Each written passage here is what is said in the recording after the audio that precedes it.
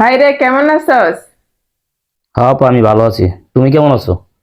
হ্যাঁ, আমিও ভালো আছি আলহামদুলিল্লাহ। তো কি কি লিগে ফোন দিছো? ভাই ফোন দিছি, তুই তো জানিস তোর দুলা ভাই নাই। তোর একটা ভাগিনা আছে। তোর ভাগিনাটা বায়না করতেছে কিছু কেনাকাটা করে দেওয়ার জন্য। ভাই তুই তো জানিস আমি বাসা বাড়িতে কাজ করি। বাসা বাড়িতে কাজ করে কয় টাকাই পাই।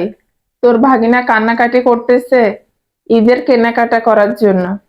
ভাই তুই যদি আমাকে একটু হেল্প করতি, উপকার হতো।